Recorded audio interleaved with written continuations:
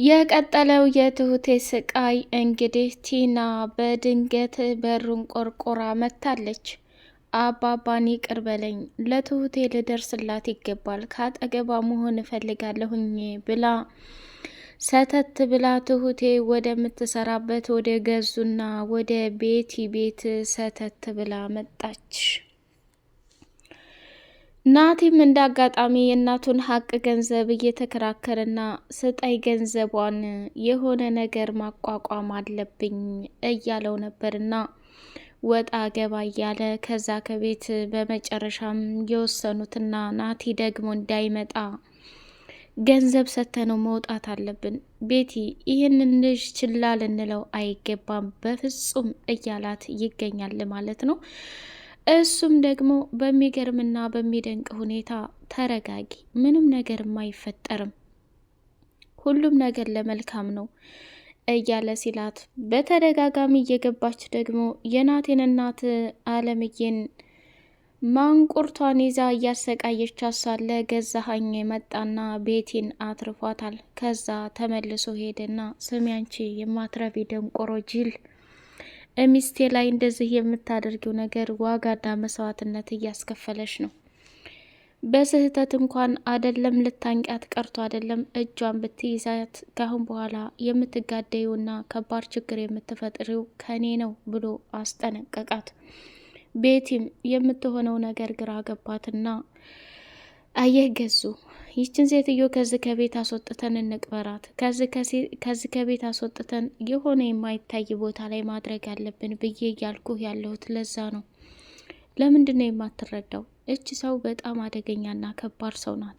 ለህይወታችን ከፍተኛ ተጽዕኖ የምትፈጥር አስመሳይ ሰው ናት እያለች አሁንም በድጋሚ ከዛ ከቤት እንድትወጣ የምታደርገው ጥረት በጣም ያሳዝናል። ናቲ የሚፈልገውና ከገዛኸኝ መቀበል የሚፈልገው የእናቱን ሀቅ ገንዘብ ነው። ከተቀበለ በኋላ በእናቱ ስም ድርጅት ከፍቶ እሷን እያስታወስኩኝ በዛ መልካም ነገር አደርጋለሁ። የሞተ ሰው መልካም ነገር ተደረገለት አልተደረገለት ምን የሚጠቅም ነገር አለው? እረፍ፣ አታሳስተኝ እያለችው ትገኛለች ማለት ነው። ማን ነው ገዙም እንግዲህ ለእሷ ገንዘቡን ለመስጠት አምኖ ወስኗል ማለት ነው። እንግዲህ ገንዘቡን ከሰጠው በኋላ ምን የሚፈጠር ይመስላል? ናቲ ያሰበውንና ያቀደውን ከማድረግ ወደ ኋላ አይልም። አስቀድሞ ግን እናቱ እዛ ቦታ ላይ እንዳለች ለምንድን ነው መረዳት ያቃተው? ሰላም ሰላም! ውድ የተከበራችሁ የተወደዳችሁ የሌላ ኤንድ የመሐመድ ቤተሰቦች እጅግ በጣም ተወዳጅና በጉጉት ስንጠብቀው ልብ አንጠልጣዩ የሆነው የትሁት ድራማ እንደቀጠለ ይገኛል። ቻናሉ ላይክ፣ ሰብስክራይብ እያደረጋችሁ ለምታበረታቱን መልካምና ብርቅ ቤተሰቦቻችን እናመሰግናለን። የትሁቴ ዕጣ ፈንታ በእንደዚህ አይነት ሁኔታ መሆኑ በጣም ያሳዝናል። ትሁት የናቲን እናት ካለችበት ችግርና መከራ ለማውጣት ስትል ከቆለፉባት ክላስ እያወጣች እሷን አንዴ ወደ መኝታ ክፍል፣ አንዴ ወደዛ፣ አንዴ ወደዚህ እያረገች እያመላለሰቻት ትገኛለች።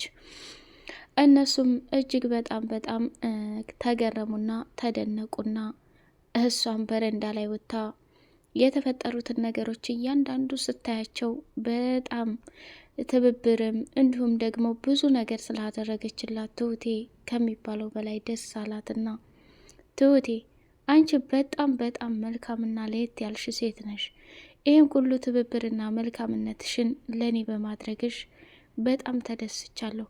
አንቺ እኮ የምትለይ ፍጥረት ነሽ እያለች ከእሷ ጋር አብራ ሆና ደስታዋን ማጣጣም ጀመረች።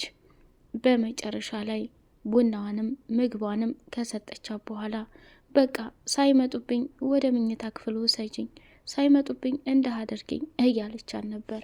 ከዛ አይመጡም፣ ችግር የለውም፣ አሁን ለራት ብለው ስለሄዱ ይቆያሉ። አንቺም ተረጋጊና ቡና ልጨምርሽና ጠጭና እወስድሻለሁ፣ ምን ያጣድፍሻል? ወይ ትሁቴ አንቺ ትዳራለሽ እንዴ? ልጃለሽ እንዴ? እያለች መጠየቅ ጀመረች።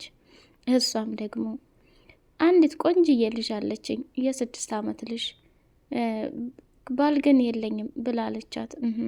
እናቴ እኮ በጣም ያምራል ብላ ስትል በአንቺ ተወልዶ አንቺም እኮ በጣም ቆንጆ ነሽ፣ ታምሪያለሽ፣ መልካም ሴት ነሽ፣ አስተዋይ ነሽ።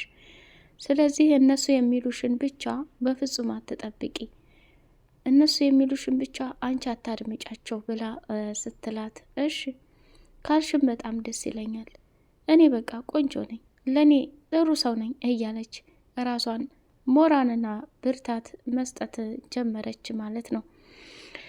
ትሁቴ እንግዲህ የናቲን እናት እየተንከባከበች ነው። ለሱ ግን እዛ እናቱ እንዳለች ብትነግረው የሆነ መፍትሄ ነገር ያመጣ ነበረ ማለት ነው። እንዲሁም ደግሞ እናቱ በህይወት የለችም ብሎ አምኖ ተቀብሏል። ምክንያቱም የዛኔ ለስራ ወጥቼ በዛው ነገሮቹ እንደተፈጠሩ በዛው ነገሮቹ ሲፈጠሩ ስመለስ እናትህ ሙታለች ተብዬ ነው የተነገርኩት። አየሽ በጣም ነው የሚያሳዝነው፣ በጣም ያሳፍራል እያለ ሲላትም እንዴታ ለሁሉም ነገር ለበጎ ነው፣ እናትህም በህይወት ኑራ ልትገናኙ ትችላላችሁ ብላ ስትለው ናቲ እጅጉን በጣም ጠርጥሯል። ቤቲ እንግዲህ ከገዛሀይ ጋር ምንም የፍቅር ስሜት የላትም፣ ፈጽሞም አትወደውም። የምትፈልገው ገንዘቡን ብቻና ብቻ ነው። ከዛ በዘለለ ደግሞ ናቲን እጅጉን በጣም ታፈቅረዋለች፣ ትወደዋለች፣ አብሯት እንዲሆን በጣም ትፈልጋለች። ያንንም ደግሞ ለማድረግ የግድ ከሱ ጋር ከስር ከስሩ መሄድን ፈለገች። እሱ ደግሞ በጭራሽ አይወዳትም፣ ለእሷ ምንም አይነት ስሜት የለውም። ከዛ አንቺ ሴትዮ እባክሽ አትፈታተኝም፣ ይህን ነገር እያደረግሽ ያለውን ነገር ለሱ ብናገርብሽ ምን አይነት ቅሌትና መከራ ውስጥ እንደምትገቢ አስበሽው ታውቂያለሽ ወይ ብላ ነው የጠየቃት ማለት ነው። እሷም ደግሞ ምንም ችግር የለው፣ እኔ በህይወቴ ወድጄ ያጣሁት ነገር የለኝም፣ ገንዘብም ቢሆን አሁን ላይ አንድ ላይ እንሆንና ልርዳ የምናገኘው ነገር ነው፣ ለምን አንተ ድርቅ ትላለህ ብላ ነው ያለችው። እሱ በፍጹም ከቤቲ ጋር መሆን አይፈልግም። እንደውም ይሄን ቅሌትና ውርደትሽን እያንዳንዱን ለሷ ነው የምነግራት፣ መጨረሻሽ አያምርም እያላት ነበረ። ስለተናደደባትና ስለተገረመባት የፈለግከው መሆን ትችላለህ፣ እኔ ገዛኸኝን ለናቴ ገንዘብ አትስጥ ብዬ ያንተ የሆነ ነገር ማቋረጥ እፈልጋለሁ ብላ ስትለው ስሚ በህይወት እያለሁ አንቺን ገንዘብ ልጠይቅሽ አልችልም። መጠየቅም የምችለው እሱና እሱን ብቻ ነው። እየጠየቅኩም ያለሁት የራሴን ገንዘብ እንጂ የእናንተን አይደለም፣ የእናቴን ሀቅ እንጂ ያንቺን አይደለም ብሎ ሲላት እጅጉን በጣም ደንግጣለች። የምትሆነው ነገር ግራ ጋብቷት በጣም በጣም አዝናለች ቤቲ ማለት ነው። ገዙንም በፍጹም የፍቅር ስሜት እንደሌላትና እንደማትወደው ያረጋግጣል። አለምዬ መጨረሻ ላይ ከዛ ከቦታ ልጇ ናቲ ደርስላት ይሆን ወይስ ራሷ ትሁቴ ታስወጣት ይሆን የሚለውን በጉጉት ለማየት ጓጓን። ቲና እንግዲህ አባባን ቃል አስገብታ አባዬ እኔ ለትሁቴ ልደርስላት ይገባል፣ እስካሁን ድረስ የምሬ ነው ምልህ፣ እስካሁን ድረስ እኔ ትሁቴን ስበድላት ሳስለቅሳት ብዙ መከራ ሳበላት ኖሬያለሁ። አሁን ላይ ግን ካጠገቧ ሁኜ ሁሉንም ነገር ልረዳትና ላግዛት እፈልጋለሁ ብላ ስትለው ችግር የለውም የኔ ልጅ፣ አንቺ ይህን ነገር ካሰብሽ እኔም ደግሞ ከጎናችሁ ሁኜ ሁሉንም ነገር ላግዛችሁ እፈልጋለሁ። ምንም አትጨናነቂ። መቼም ይሁን መቼም አንቺና እሷ ክፉ ነገር ትደራረጋላችሁ ብዬ በፍጹም አላስብም። ስለዚህ በሄድሽበት በህይወት ጉዞች ላይ ትሁትን እያሰብሽ ክፋት ብታደርጊ ወየውልሽ ብሎ አስጠንቅቋታል ማለት ነው። ትሁት አሁን ላይ ቲና ወደዛ ቤት ስትመጣ መቼም የሆነ ነገር እንዳለ መገመት አያቅታትም። ቲና ደግሞ የአባባን ትዕዛዝ አክብራ በቃሏ ከትሁቴ ጎን ሁና ልትረዳት ነው ወይስ ከነዛ ሰዎች ጋር ደግሞ ትሁቴን ጦርነት ውስጥ ልትገጥማት ነው ወይ የሚለውም በጣም አጓጊና አንገብጋቢ ነገር ነው። ውድ የቻናሌ ቤተሰቦች የትሁቴ መጨረሻ እጅጉን በጣም ነው የናፈቀን። የዳኒና ኤዱስ ጉዳይ ምን ደረሰ? አባባ እንግዲህ በሰርጋቸው ቢዚ እንደሆኑ ካሌብም ወደ ገጠር ለስራ ሄዶ እንዳልተመለሰ እየነገራት ነበርና ካሌብስ ሲመጣ ትሁቴን ሲያጣት ምን አይነት ስሜት ይሰማሃል?